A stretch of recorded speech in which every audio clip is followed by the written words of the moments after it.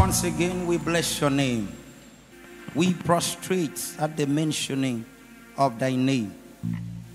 You've given us yet another opportunity to be in thy presence and to share in thy word. Thank you, Father. Take absolute preeminence. Take charge. Bless somebody. Wherever they are viewing, wherever they might be, bless them. Impart their life positively. For we ask in Jesus' precious name. Amen. Viewers all over the world, wherever you are, please share in the word of God with me. In the year 2020, the Lord has made great promises for us.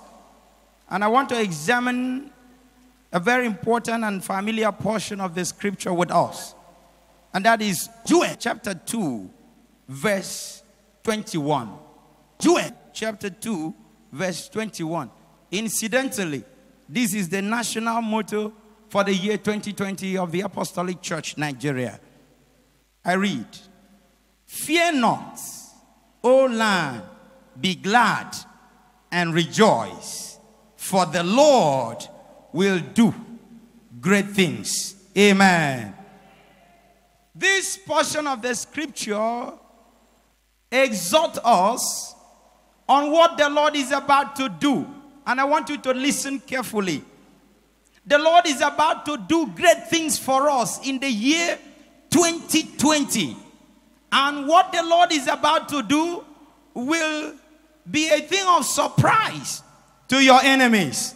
Because they never thought, they never expected that the Lord would do such a great thing for you. I'm going to split this sermon into two major philosophies of greatness. And I want to major on this aspect of greatness. And I'm speaking on the topic, the Lord will do a great thing for us. I pray over your life.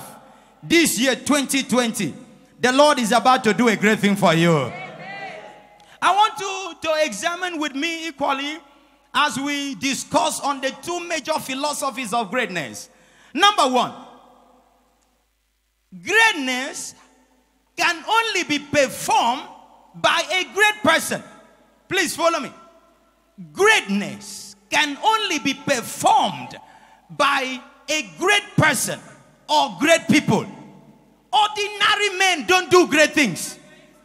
When the Bible says that the Lord is about to do a great thing, he is referring to himself as a great God. Am I talking to somebody? Now, when the Bible says the Lord will do a great thing for us, he's looking at himself. Number one, he is a great God. Only a great God can do a great thing. I am decreeing over your life, the great God we are talking about today will do a great thing in your life. All right, how do we know that he is a great God? Number one, anybody that is great will be able to do these two things. Number one, anybody that is great will be able to create a way where there is no way. Am I talking to somebody here? I decree over your life, because our God is a great God and he's about to do a great thing where there is no way.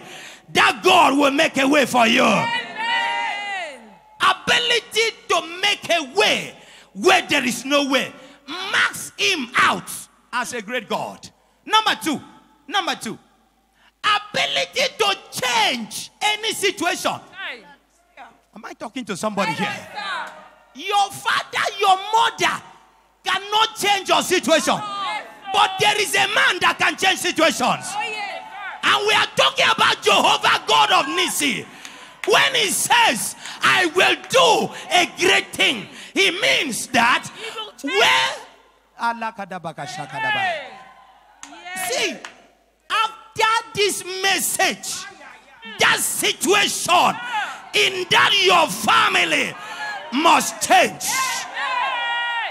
If your amen is louder wherever you're watching me all over the world, that thing is going to take effect now. So when we are talking about a great God doing a great thing, you Ordinary people don't do great things. It takes greatness to make greatness. Am I talking at all? It takes a great man to do great things. And we can mark out anybody who claims to be great when he has the capacity to make a way where there had been no way. And where the person has the capacity to change anybody's situation. Let me show somebody here. By the anointing over my life, by the unquestionable power, by the laying of hands of the apostles upon my life, I decree after this sermon, that situation, that ugly situation, that ugly news, that thing that has been happening in that your family, that thing must change. I decree in the name of Jesus.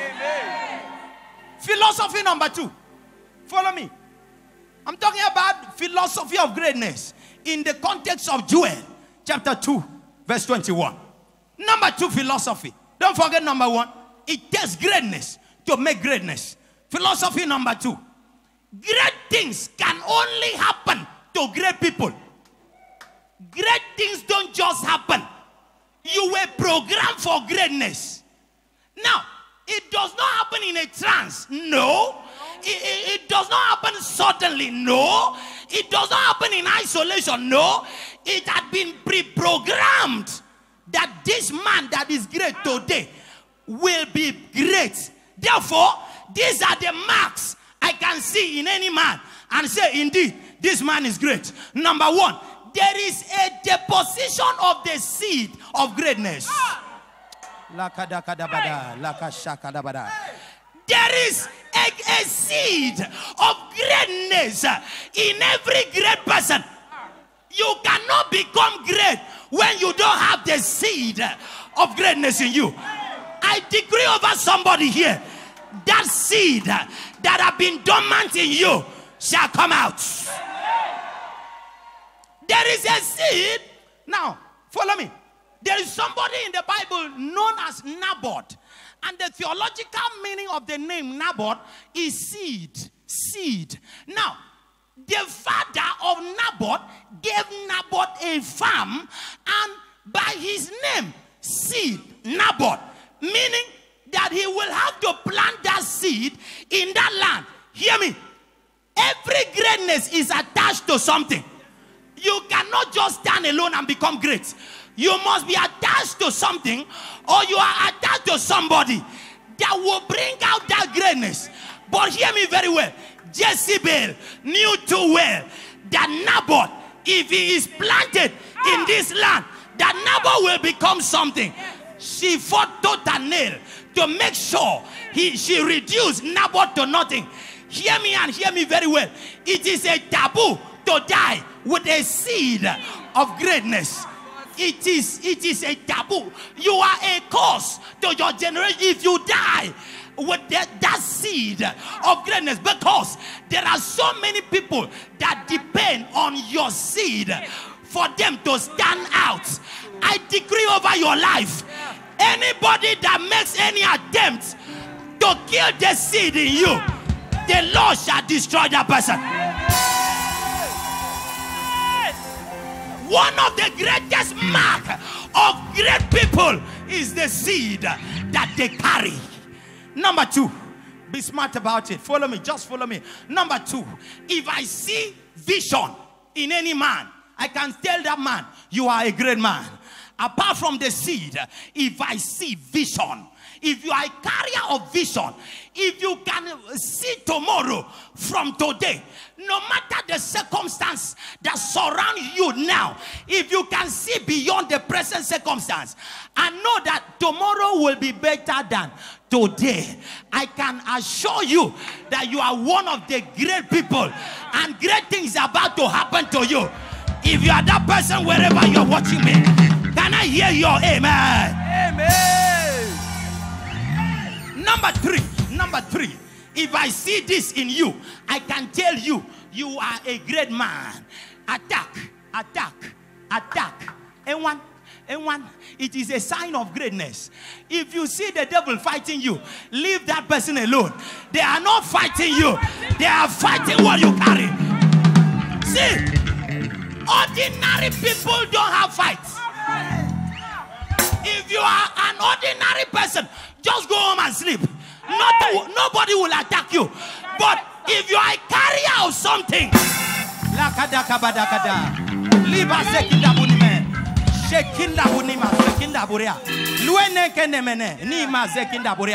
if you are a carrier of a seed, they will surely fight. But hear the word of the Lord. Though they gather, not by me. Though I walk through the valley of the shadow of death, I fear no evil. For the Lord is with me. Thy rod and thy staff, they comfort me. You shall prepare a table before me in the presence of my enemies. And you shall anoint my head with oil. My cup shall run over. Surely goodness and mercy shall follow me all the days of my life. And I shall dwell in the house of the Lord forever and forever. Hear me, somebody. If your family is fighting against you, know that you are a great person.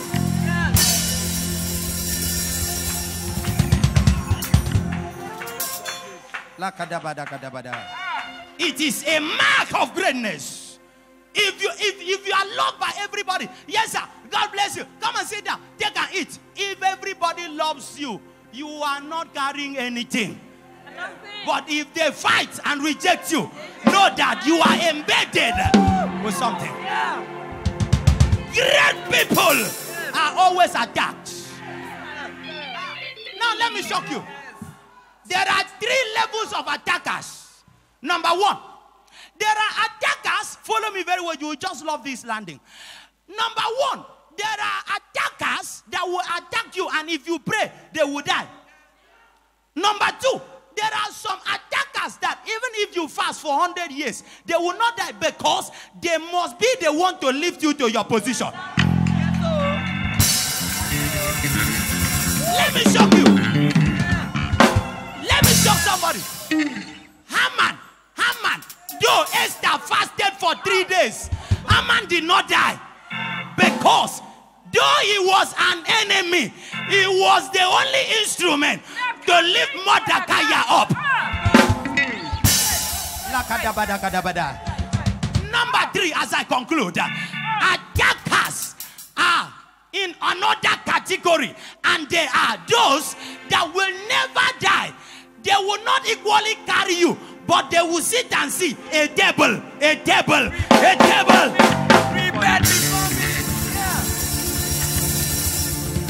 That the Bible may be fulfilled. That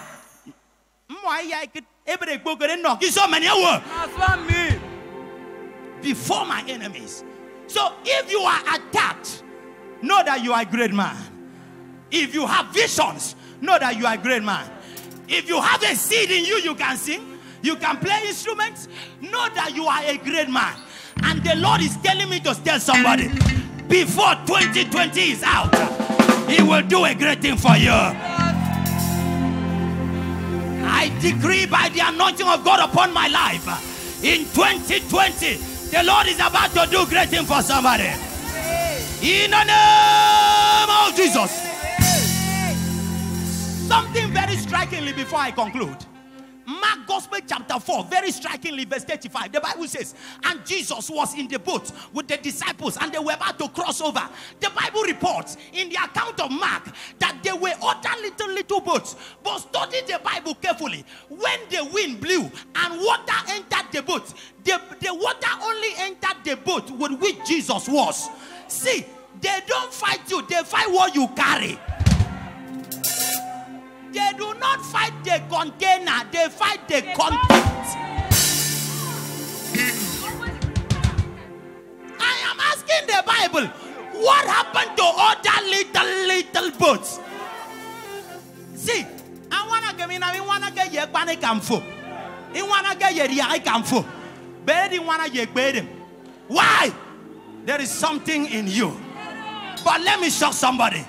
By the anointing of the apostles, by prophetic mantle, By prophetic utterance, I decree over your life that greatness in you shall come out. Amen. It shall come out. Amen. It shall come out. Amen. Thank you, Father, for we know in 2020 you are about to do a great thing for us. In Jesus' precious name I have prayed. Amen.